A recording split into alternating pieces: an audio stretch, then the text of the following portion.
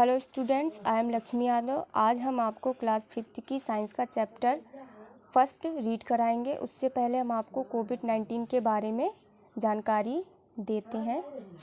इस संक्रमण की रोकथाम का सबसे अच्छा तरीका है सोशल डिस्टेंसिंग, यानी लोगों से दूरी बना के रखना। कोविड-19 को कोरोना नाम से भी जानते हैं। कोरोना का फ़िलहाल कोई भी इलाज नहीं है और ना ही इसके बचाव का कोई टीका अभी बन पाया है। इससे बचने के लिए हमें एहतियात अपनाकर ही इस वायरस से बचा जा सकता है।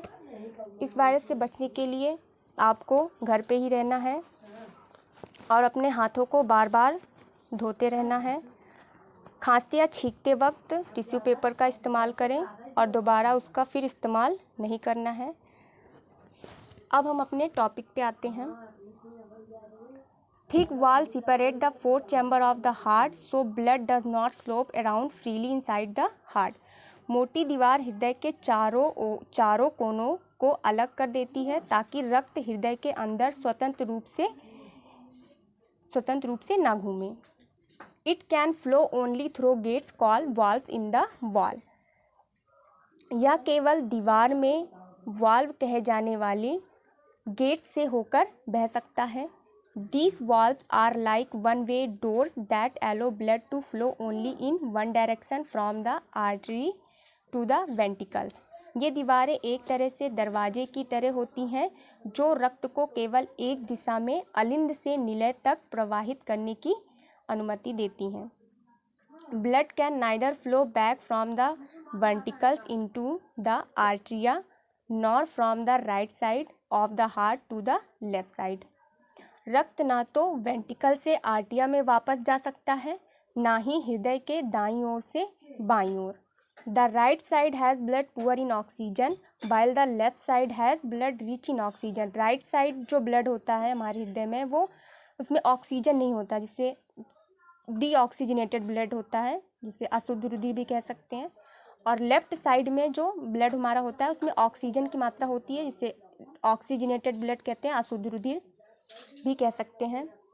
अगला हमारा है द ब्लड वेसल्स, रक्त वहिकाएं। Blood vessels has you know are tubes through which blood circulates around the body. रक्त वहिकाएं, जैसे कि आप जानते हैं, वे नलिकाएं हैं जिनके माध्यम से रक्त शरीर के चारों ओर घूमता है। Blood vessels that carry blood from the hearts are called arteries.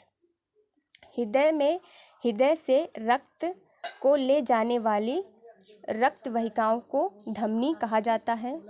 The main arteries through which blood leave the heart is called the aorta. मुख्य धमनी जिसके माध्यम से रक्त हृदय से छोड़ा जाता है उसे महाधमनी कहते हैं। It is the biggest artery in the body. यह शरीर की सबसे बड़ी धमनी है। It branches into smaller arteries that carry blood to different parts of the body.